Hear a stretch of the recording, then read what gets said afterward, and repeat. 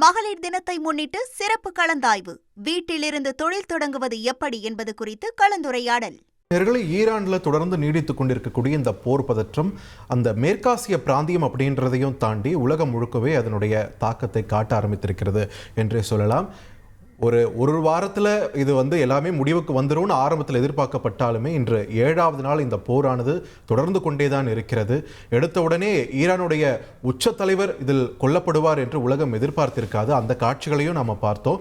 தொடர்ந்து அடுத்தடுத்த நாட்களில் ஈரானில் தொடர்ந்து வரும் தாக்குதல்களாக இருக்கட்டும், அமெரிக்காவும் இஸ்ரேலும் அடுத்து என்ன நகர்வு மேற்கொள்ள இருக்கிறது என்ற கேள்வியாகட்டும், உலகின் எரிசக்தி பாதுகாப்பு எந்த திசையை நோக்கி நகர்ந்து கொண்டிருக்கிறது என்ற கேள்வியாகட்டும், இது எல்லாமே நம்மோடு தொடர்ந்து கொண்டே இருக்கிறது. ஸோ இந்த கடந்த 7 நாட்களில் என்ன நடந்துகிட்டு இருக்கு, இப்போ என்ன நடந்துட்டு இருக்கு, இந்த மாதிரியான விஷயங்களை பற்றியெல்லாம் இப்போ பேச இருக்கிறோம். அதற்கு தந்தி தொலைக்காட்சியின் அரசியல் பிரிவு ஆசிரியர் ஹரிஹரனும் நம்மோடு இணைகிறார். ஹரி, ஒரு 7 நாளாக இந்த யுத்தமானது தொடர்ந்துகிட்டே இருக்குது. என்னென்ன நடந்திருக்கு இது வரைக்கும்? இதை நேர்களுக்கு சம பண்ணி காட்டணும் அப்படின்னா 7 நாள் நிறைய 70 வருஷம் பார்க்காத விஷயங்கள்லாம் நடந்திருக்கிறது. அதை சம பண்ணுற மாதிரியான ரீகேப்பை நம்ம திரையில் கிராஃபிக்ஸாக பார்த்துடலாம். Graphics on the screen please. கடந்த சனிக்கிழமை மதியம் போல் இந்த நிகழ்வானது தொடங்கியது. இதற்கு முன்பாக இந்த ஒரு ஃபோர்ஸ் பில்டப் நடந்தது. அமெரிக்காவுடைய போர்க்கப்பல்கள், ஜெரால்ட் ஃபோர்டு உள்ளிட்ட போர்க்கப்பல்கள் அந்த பிராந்தியத்தை நோக்கி போக, இதுக்கு முன்னெப்போதும் இல்லாத ஒரு மிலிட்ரி பில்டப்பாகத்தான் இது பார்க்கப்பட்டது. அது இந்த ஆப்ரேஷனாக யாரும் எதிர்பார்க்காத நேரத்தில் ஈரானோட நியூக்ளியர் டாக்ஸ் முன்னேறிட்டு இருக்கு அப்படிங்கிற அறிவிப்பெல்லாம் ஒரு பக்கம் வந்துக்கிட்டாலும் அதை வச்சு கண்ணில் மண்ணை தூவி அமெரிக்கா இஸ்ரேலோடு இணைந்து இந்த ஆப்ரேஷன்ஸை கடந்த சனிக்கிழமை செய்தது. ஒரு சில மணி நேரங்களிலேயே அமெரிக்காவும் இஸ்ரேலிய படைகளும் சேர்ந்து ஈரானுடைய உச்ச தலைவராக தொடர்ந்து கிட்டத்தட்ட 3 தசாப்தங்களாக இருக்கக்கூடிய அயத்துல்லா அலி கமேனியை கொன்றது அந்த அறிவிப்பையும் டொனால்ட் ட்ரம்ப் வெளியிட்டார். நாங்கள் ஹெல்ப் இஸ் ஆன் த வேன்னு ஜனவரி சொன்னவர், இந்த வாய்ப்பை பயன்படுத்திக்கோங்க, ஈரானில் நீங்கள் வேணுங்கிற மாற்றத்தை செஞ்சுக்கோங்க அப்படின்னு இந்த நாட்டு மக்களுக்கு அறிவுறுத்தியிருக்கிறார்.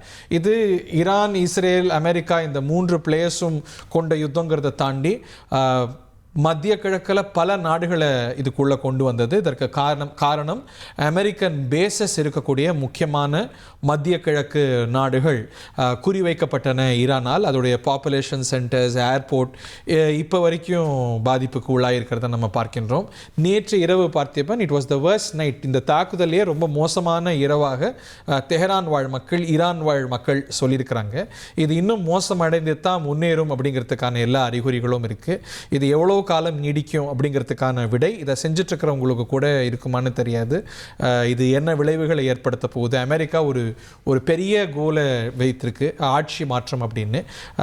உச்ச தலைவர் கொல்லப்பட்டிருக்கிறாரே தவிர அங்கே Iranian state is very intact. அதற்கான மாற்று ஏற்பாடாக அயத்துல்லா அலி கமேனியுடைய 2ஆம் மகன் கமேனி அவரை உச்ச தலைவராக தேர்ந்தெடுத்திருப்பதாகவும் அதற்கான அறிவிப்பு தான் காத்திருக்கும் அப்படின்னு தகவல். அங்கே IRGCயுடைய முக்கியமான கமாண்டர்ஸை ஈரானில் கொண்டிருந்தாலும் கூட the structure is very much intact. ஆனால் நாங்கள் நீண்ட காலத்தில் செய்ய இருந்த இலக்குகளை எல்லாம் ஒரு சில மணி நேரத்திலேயே முடிச்சிட்டோன்னு அமெரிக்கா சொல்லியிருக்கிறது. சொல்லொன்று செயலொன்று. இதோடைய தீர்வு என்ன, இதோடைய ஆஃப்டர் எஃபெக்ட்ஸ் என்ன, இவ்வளவு நாள் உணரப்போகிறோம். நம்ம இந்திய அரசியல் வரைக்கும் இதோடைய தாக்கம் இருக்கிறத பார்க்கின்றோம். இங்கே போரை பொறுத்த வரைக்கும் உச்ச தலைவர் கொல்லப்பட்டார், ஓகே. ஆனால் ஒரு 160 பள்ளி சிறுமிகளும் உயிரிழந்திருக்காங்க. ஒரு அன்னத்திக்கலான ஒரு யுத்தமாக இது மாறி. நீங்கள் சர்வதேச சட்ட மீறல் அப்படின்னு பார்த்தா இதில் பல வகைகளில் சர்வதேச சட்ட மீறல் இருக்குது. நீங்கள் ஒரு நாட்டு மேலே போர் தொடுக்கலாம், அதுக்கான காசஸ் பெல்லிங்கிற ஒரு காரணங்கள் இருக்கணும், அது நிறுவப்படணும். பட் சர்வதேச சட்டம் என்பது என்ன? நீங்கள் ஒரு சர்வதேச அரசியல் அமைப்போ இல்லை, இன்றைக்கி ஒரு டிஸ்ஃபங்க்ஷனல் UN இருக்குது. UN செக்யூரிட்டி கவுன்சிலில் இதை முன்னெடுக்கக்கூடிய அமெரிக்காவுக்கு வீட்டோ இருக்குது. என்ன தாக்கத்தை ஏற்படுத்த முடியும்? சர்வதேச சட்டங்கள் காற்றில் பறக்கின்றன என்பது தான் நம்ம கண்கூடாக பார்க்குறோம். அது கடைபிடிக்கப்படுறதுக்கான எந்த அறிகுறிகளும் இல்லை. இன்றைக்கி ஒரு வல்லரசு இதில் ஈடுபட்டிருப்பதனால, ட்ரம்ப் போன்ற ஒரு தலைவர் இதை செய்திருப்பதனால இதெல்லாம் இன்னைக்கு இந்த தருணத்தில் பின்னோக்கி இருக்கிறத பார்க்கின்றோம். அமெரிக்காவோட கடற்படை தளங்கள் அது மேலே ஈரான் இந்த அளவுக்கு ஒரு வலுவான தாக்குதல், ஒரு பதிலடியாக கொடுக்கணும் அவங்க எதிர்பார்த்தாங்களா இந்த தருணத்தில்? ஈரான் பதிலடி தாக்குதல். இப்போ ஒரு வார் கேமிங்கில் எல்லா வாய்ப்புகளும் பரிசீலிக்கப்பட்டு தான் இருக்கும். உங்களுக்கு நினைவு இருக்கும், இந்த ஆப்ரேஷன்ஸ் எல்லாம் தொடங்குறதுக்கு முன்னாடி இது ஒரு பாசிபிலிட்டியாக மட்டுமே இருந்த கடந்த வாரங்களில் ஈரான் ஒரு வீடியோ வெளியிட்டிருந்தது.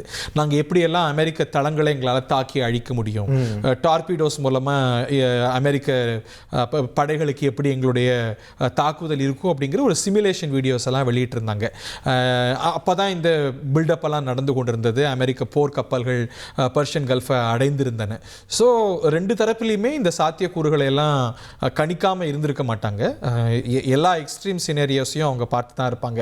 இன்னும் சொல்ல போனால் உச்ச தலைவர் கமேனி அவர் தலைக்கு குறிவைக்கப்பட்டிருக்கு அப்படிங்கிறது ஏறத்தாழ கடந்த சில மாதங்களாகவே தின்னம். ஜூன் மாதம் இஸ்ரேல் அதற்கான முயற்சியை செய்தது என்றும் நவம்பரில் அதை செய்யலான்னு திட்டமிட்டாங்கன்னு இதுதான் தருணம்னு செஞ்சுருக்கிறாங்கும் போது அயத்துல்லா அலி கமேனி இந்த மாதிரியான சூழல், இந்த மாதிரியான ஒரு முடிவு தனக்கு வரும் என்று அவர் கணித்திருக்கிறார் என்பதுதான் யதார்த்தம். ஆனால் அவர் கேபிட்டலேஷனாக அமெரிக்காவிடம் சரணடைவதா வீரமரணமா என்றால் அவர் அந்த வீரமரணம் அப்படிங்கிற ஒரு வாய்ப்பை தான் தேர்ந்தெடுத்தார் அப்படின்னு சர்வதேச ஊடகங்கள்லாம் கூட நம்ம அந்த வாய்ப்புகள்லாம் பேசப்பட்டது, பரிசீலிக்கப்பட்டது, உள்ளேயும் பேசியிருக்க முடியும். இன்னும் சொல்ல போனால் ஹெஸ்புல்லா தலைவர்கள்லாம் பங்கர்ஸில் கொல்லப்பட்டாங்க.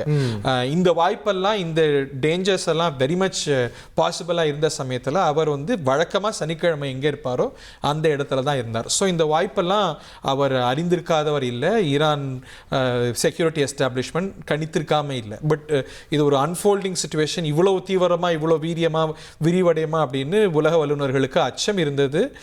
அது கண் முன்னே நடந்துட்டு இருக்கு. இந்த தாக்குதல் தொடங்கினப்போ இது இஸ்ரேல் ஈரான் அப்படின்னு அந்த இரு நாடுகள், அந்த பிராந்தியத்தில் இருக்கக்கூடிய நாடுகளுக்கு இடையிலான போர்ன்றதை தாண்டி வளைகுடா பகுதி முழுவதுமே இது பரவச்சு. இதுக்கான காரணம் நம்ம என்னவா பார்க்கறது? ஜஸ்ட் யூஎஸ் பேசஸ் அங்கே இருக்கு அப்படின்ற ஒரு காரணத்துக்காக மட்டும்தான் இந்த இதுக்கான ப்ரீசிடென்ட்ஸை கடந்த ரவுண்ட் ஆஃப் ஆபரேஷன்ஸ்ல நம்ம பார்த்தோம். ஜூன் மாதம் நடந்த ஆபரேஷன்ஸில் இஸ்ரேல் ஈரான் யுத்தத்தில் அமெரிக்காவும் பங்கு கொண்ட அந்த யுத்தத்தில் நீங்கள் பார்த்தீர்களே, ஆனால் அப்பயுமே கூட கத்தார் மேலே ஒரு பெர்ஃபர்மேட்ரி ஸ்ட்ரைக்ஸ் அவங்க செய்திருந்தாங்க அப்படிங்கிறத பார்க்குறோம். பட் அதுக்கு முன்கூட்டியே நாங்கள் தாக்க போகிறோம்னு சொல்லி கத்தார் தன்னுடைய வான் பாதுகாப்பு சாதனங்களெல்லாம் முடுக்கி விட்ட பிறகு ஒரு காட்சிக்காக, ஒரு தோற்றத்துக்காக அது அந்த ப்ரீசிடென்ட் செட் பண்ணப்பட்டது. ஸோ அப்பயுமே கூட இப்போ கத்தாரை தாக்கியிருக்கிறாங்க, அமெரிக்கன் பேசஸ் அந்த பிராந்தியம் முழுக்க இருக்குது, அதுவும் இல்லாமல் கூட இலக்காகலாம் அப்படின்னு நீங்களும் நானுமே கூட அந்த சமயத்தில் பேசின நினைவு. ஸோ அப்போது what was possibility of danger இன்னைக்கு மத்திய கிழக்கு முழுக்க பார்க்குறோம். இந்த தேசங்கள்லாம் இப்போது ஈரானுடைய தாக்குதலுக்கு உள்ளாகி இருக்கக்கூடிய தேசங்கள்லாம் கத்தாரோ, யுஏஇயோ, சவுதி அரேபியாவோ அமெரிக்காவோடு நீண்டகால பாதுகாப்பு உறவு கொண்ட தேசங்கள், அவங்களுடைய ஆலைஸுங்கிறத பார்க்குறோம். அதனால தான் அமெரிக்காவுடைய பேசஸ் அங்கே இருக்குது. அமெரிக்காவுடைய பேசஸ் தங்களை காப்பாற்றுங்கிற அந்த ரேஷனலின் அடிப்படையில் தான் அவங்க அதுக்கு சம்மதிச்சிருக்கிறாங்க. ஆனால் இன்னைக்கு அமெரிக்காவோடு அவங்க கொண்டிருக்கக்கூடிய உறவு அப்படிங்கிறது அவங்களும் இதற்கு விலை கொடுக்குறாங்க அப்படிங்கிறத பார்க்குறோம். இதில் சில நாடுகள், யுஏஇ போன்ற தேசங்கள், பஹ்ரைன் போன்ற நாடுகள்லாம் இஸ்ரேலோடு நேரடியாகவே ராஜாங்க உறவு மேலெல்லாம் இப்படி ஒரு தாக்குதல் நடக்கும் யாருமே எதிர்பார்த்து, துபாயில் யாருமே எதிர்பார்த்திருக்க மாட்டாங்க. அதனால தான் அது ஒரு குளோபல் டிரான்சிட் ஹப்பாக இருக்கிறது. அது பாதிப்புக்கு உள்ளாக இருக்கிறது. நிச்சயமாக it is a jolt on those economies. இது நீண்ட காலம் தொடரும் போது அவர்களுக்கு பெரிய பாதிப்பை ஏற்படுத்தும். அவங்க பாப்புலேஷன்ஸை அவங்க கன்வின்ஸ் பண்ணணும், இதில் நம்ம இடம்பெற்றிருக்கிறோமே அப்படின்னு. ஸோ அதெல்லாம் கணக்கு போட்டு தான் அந்த ப்ரெஷர் உருவாக்கணுங்கிறதுனால தான் ஈரான் அந்த நாடுகள் மேலே அடிக்கிறாங்க அப்படிங்கிறத பார்க்கின்றோம். மகளிர் தினத்தை முன்னிட்டு சிறப்பு கலந்தாய்வு. வீட்டிலிருந்து தொழில் தொடங்குவது எப்படி என்பது குறித்து கலந்துரையாடல்.